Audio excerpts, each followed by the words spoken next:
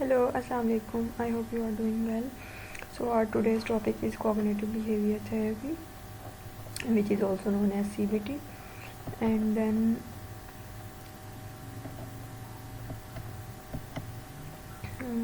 why it's not turning on?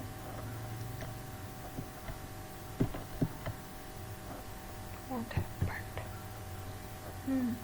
So basically, cognitive behavior therapy (CBT), it is a form of psychotherapy based on behavior modification.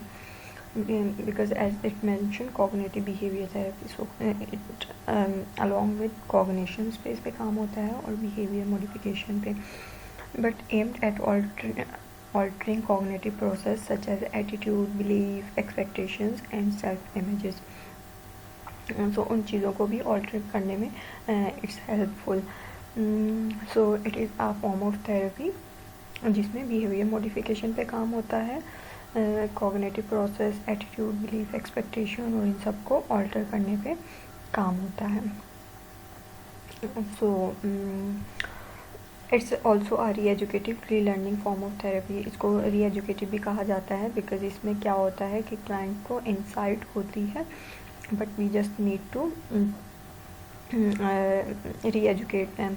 We just bring those experiences into their new way of learning कि उन चीज़ों से उनके meaning क्या हैं, how they are perceiving thing and how we can re-educate them. So historical background की तरफ अगर हम देखें तो behavior therapy जो 1950s में आई, behavior therapy में desensitization एक्सरसाइज होती थी और उसके साथ साथ behavior modification पे काम किया गया. उसके बाद फिर 1950s से 60s में cognitive therapy आई. cognitive therapy बेक ने दी है और इसके साथ ही rational emotive therapy is short form of cognitive behaviour therapy. So basically उस पर इमोशंस पे काम होता है जो एल्बर्ट एलिस ने दी है रैशनल इमोटिव थेरेपी, और कॉग्निटिव जो है ये बेक ने दी है. So Beck is quite long term और rational emotive is short term. Then we have new approaches. उसके बाद 1990s में न्यू अप्रोचेज़ आई जिसमें माइंडफुलनेस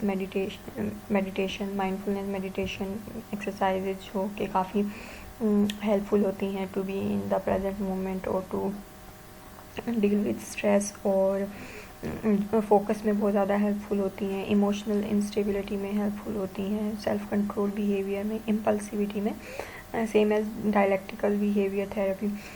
सो डायलेक्टिकल डीबीटी जो है इसमें भी माइंडफुलनेस के आ जाती है और इसमें डीबीटी में 4 मॉड्यूल होते हैं जिसमें सेल्फ इमोशनल कंट्रोल होता है, सेल्फ रेगुलेशन होता है, माइंडफुलनेस होती है, और इस तरह से 4 मॉड्यूल में डिवाइड करके और हर चीज़ पे काम किया जाता है. So these were the new approaches which evolved in 1990s. View of human nature personality अगर हम देखें तो usually employed with individual who suffer from dysfunctional automatic thoughts involving content specific to an event.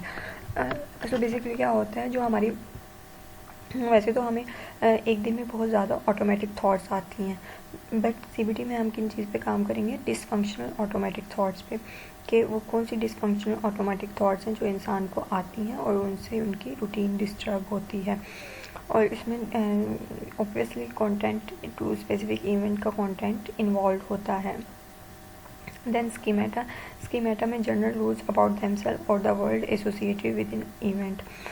So इसमें क्या होता है क्योंकि हर शख्स का अपना एक स्कीमा बना हुआ होता है ना, हर किसी को अपने बारे में ये होता है कि ये मेरी पर्सनैलिटी है, ये मेरे पोटेंशियल्स हैं, ये मेरी स्किल्स हैं, ये मेरी वीकनेसेस हैं. तो इस तरह से हर की चीज़ का स्कीमा बना होता है इंसान का, अपने लिए भी और दूसरों के लिए भी.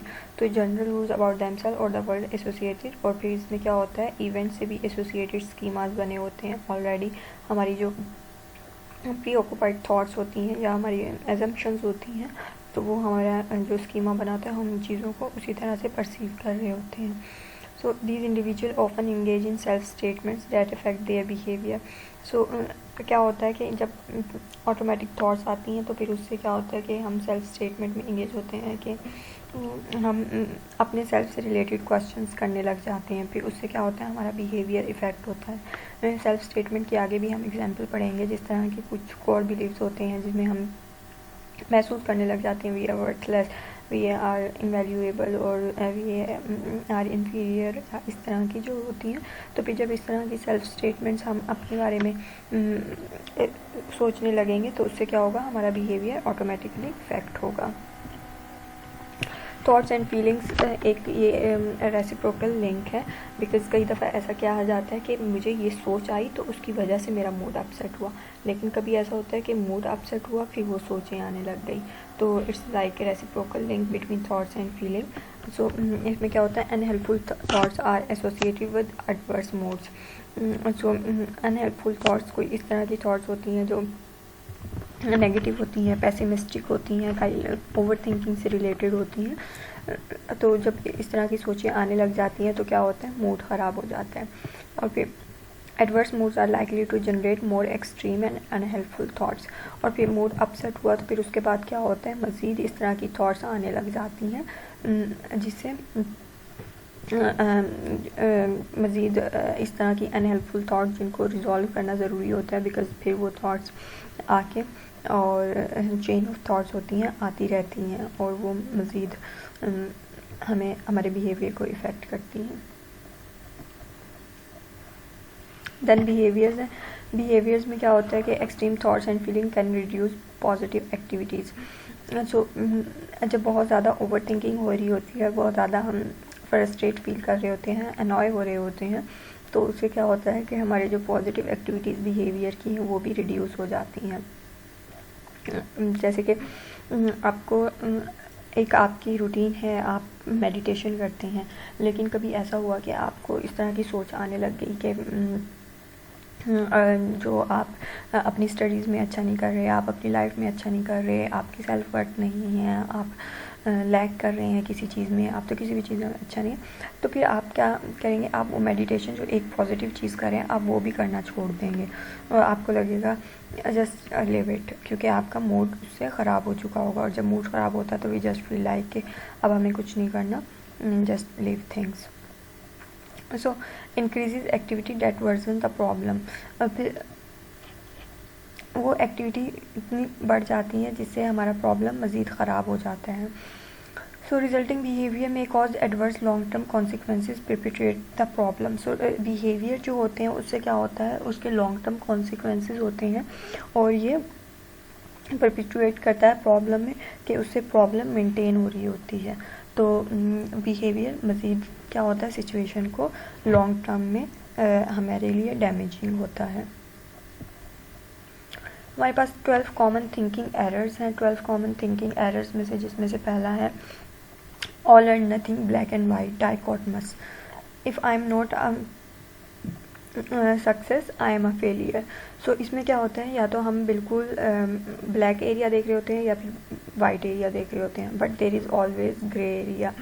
सो एक स्टूडेंट है, वो कहते हैं कि अगर मेरी 95% भी आई है तो इट्स ऑल्सो वेरी लेस।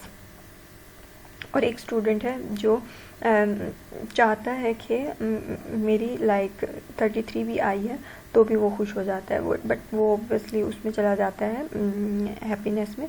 लेकिन इसमें क्या होता है कि ऑल और नथिंग, या तो ये चीज़ है या फिर नहीं है।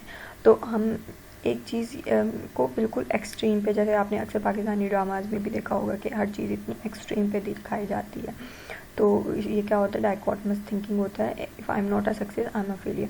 अगर मैंने ये एग्ज़ाम सक्सेसफुली क्लियर नहीं किया तो मैं क्या है, मैं फेलियर हूँ। इसमें हम इस तरह से फील करेंगे। इवन तो हम ये नहीं देखेंगे एक्सपेक्ट कि okay at least we have clear that exam, लेकिन हमारे ये फील हो रहा होगा कि आई एम अ फेलियर और मैंने सक्सेसफुली नहीं। Then catastrophising, fortune telling. तो इसमें क्या होता है, I will be so upset I won't be able to function at all. इसमें हम फॉर्चून टेलिंग लाइक फ्यूचर की प्रेडिक्शन कर रहे होते हैं कि ऐसा हो जाएगा, वैसा हो जाएगा, जैसे मौसम ख़राब होगा, बारिश हो जाएगी, मेरा एक्सीडेंट ना हो जाए, या इसमें जैसे ये example I will be so upset, मतलब अभी अपसेट नहीं है but they are predicting for future कि in future I will be upset, मैं उदास होऊंगा तो I won't be able to function at all, तो मुझसे कोई काम नहीं होगा बिल्कुल भी। सो यू नो कि इसमें कैटास्ट्रोफाइजिंग के कुछ नेचुरल डिज़ास्टर से रिलेटेड या अपनी एक्टिविटी से रिलेटेड कोई इस तरह से फॉर्चून टेलिंग की जाती है, जिससे हम देखते हैं कि इसमें फ्यूचर से रिलेटेड और फिर हम उस चीज़ के बारे में परेशान हो रहे हैं। So it's a cognitive error. Then disqualifying the positives. So इसमें क्या होता है कि पॉजिटिव चीज़ों को बिल्कुल डिसरिगार्ड कर दिया जाता है, डिस्क्वालीफाई किया जाता है। Sure I got a good marks but I was just lucky. So क्या है कि वो शख्स अपने टैलेंट को ये नहीं देख रहा कि आई हैव द पोटेंशियल और आई हैव द स्किल्स, तो मैंने इस वजह से, या फिर मैंने मेहनत की थी इस वजह से मैंने मार्क्स लिए। मतलब ये कोई पॉजिटिव चीज़ें हैं ना, उन चीज़ों को बिल्कुल डिसरिगार्ड करके कि ओके मेरे तो वैसे ही अच्छे मार्क्स आ गए कि मैं जस्ट मेरी लक चल गई या मेरा तुक्का चल गया, यू नो। तो इस तरह से तो जो पॉजिटिव एस्पेक्ट्स हैं उनको बिल्कुल डिसरिगार्ड कर देते हैं। देन इमोशनल रीजनिंग में क्या है, I feel it therefore it must be true. So इसमें हम क्या होते हैं, हम इमोशनल रीजनिंग कर रहे होते हैं कि मुझे ये चीज़ महसूस हो रही है तो बस ऐसा ही है और ये चीज़ सही होगा। इवन तो कई दफ़ा ऐसा होता है जो चीज़ हमें फ़ील हो रही होती है वो एक्चुअल में नहीं होती, बट चूँकि हमें फ़ील हो रही है तो हमें तो लगेगा कि ये तो चीज़ मुझे महसूस हो रही है और ये चीज़ ऐसे ही है। सो इसमें हम इमोशनल थिंकिंग और रीजनिंग से काम कर रहे होते हैं। So that's also a cognitive error. Then हमारे पास है लेबलिंग। लेबलिंग में हमारे पास है कि हम लेबल्स लगा देते हैं, I am a loser, I am no good, he is an idiot, you know, तो he is stupid, he is foolish. तो इस तरह से हम क्या करते हैं, लेबलिंग लगा देते हैं। अगर एक डोमेन में वो कोई स्टूपिडिटी कर रहा है, एक डोमेन में अगर एक शख्स लूज़र है, इट डजंट मीन कि वो हर सब्जेक्ट में ही लूज़र होगा, हर डोमेन में ही लूज़र होगा। तो we need to reframe such things. Then minimisation और मैक्सिमाइजेशन है। तो इसमें क्या होता है, minimisation, I only hit her 3 times. So क्या हो रहा है, हम सिचुएशन को या तो बिल्कुल मिनिमाइज़ कर देते हैं या फिर बहुत ज़्यादा मैक्सिमाइज़ कर देते हैं। तो वो इस तरह से मिनिमाइज़ कर रहे हैं कि मैंने तो सिर्फ 3 दफ़ा ही तो मारा था, मतलब ज़्यादा थोड़ी मारा है, 3 दफ़ा ही तो मारा था। तो जो 3 दफ़ा को बिल्कुल मिनिमाइज़ कर दिया। और इसी तरह हम मैक्सिमाइजेशन कर देते हैं कि एक दफ़ा भी अगर किया होगा तो इंसान परसीव कर रहा होगा कि ओहो मैंने तो बहुत ज़्यादा कर दिया, मुझे तो नहीं करना चाहिए था, तो और वो हर टाइम उस बारे में सोच रहे होंगे। Then filtering, selective abstraction. और फिल्टरिंग और सिलेक्टिव एब्स्ट्रैक्शन में क्या होता है, I receive 1 low mark, I am doing a horrible job. So हम क्या करते हैं, इसमें से फ़िल्टर आउट कर लेते हैं चीज़ों को। जो चीज़ें नेगेटिव होती हैं हम उनको फ़िल्टर आउट करते हैं और फिर उसके बारे में सोच के हम परेशान हो रहे होते हैं कि भाई हमने तो इतना गलत कर दिया, हमने तो इस तरह से कर दिया। सो बेसिकली क्या होता है कि जैसे अगर आपके एक सब्जेक्ट में बुरे मार्क्स आ गए तो इट डजंट मीन कि आप बहुत बुरे स्टूडेंट हैं।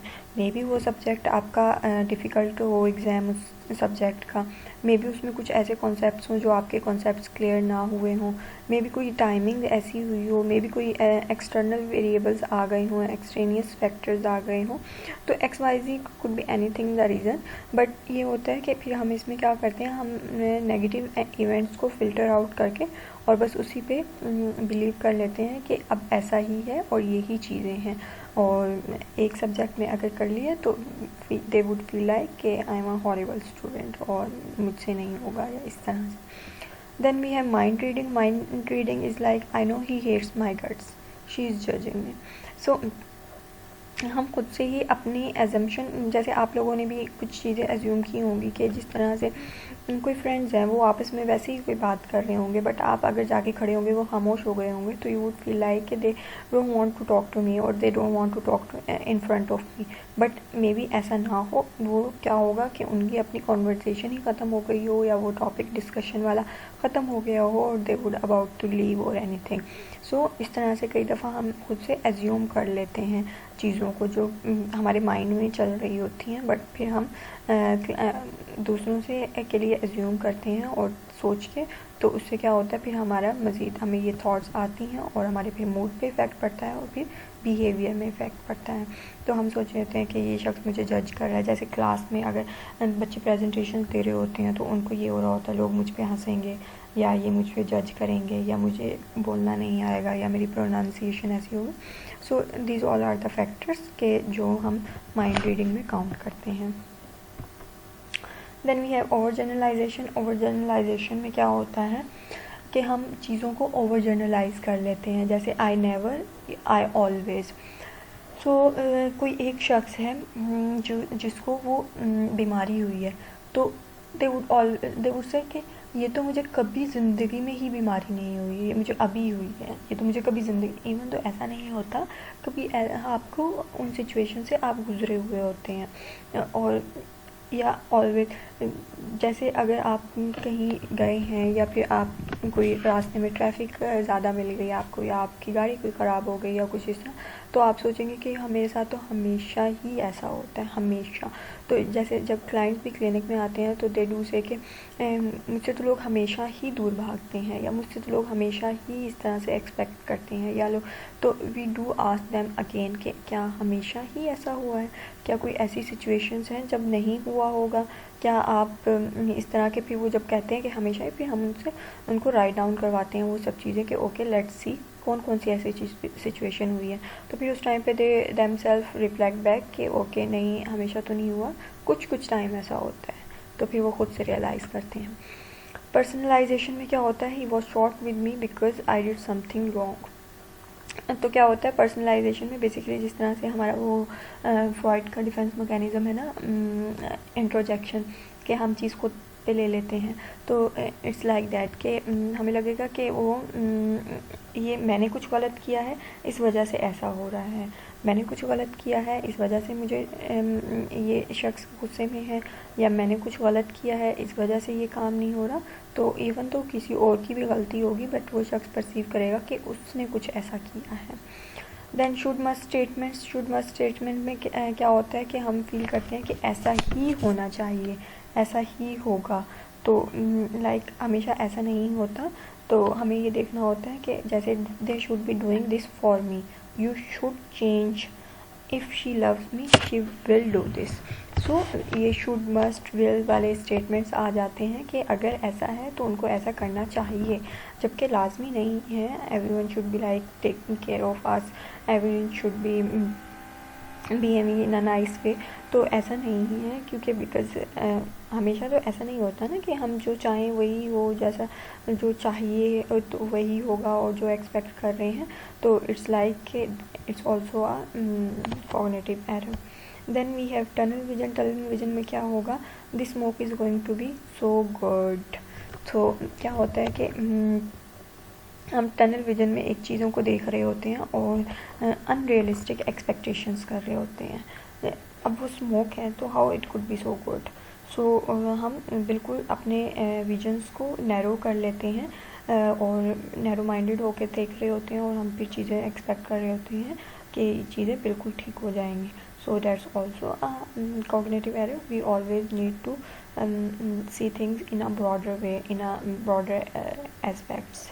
So that's cognitive error, and we will do this in next class. That's it. If you have any question or confusion, please feel free to ask, then further we will continue in next session. Take care. Allah Hafiz.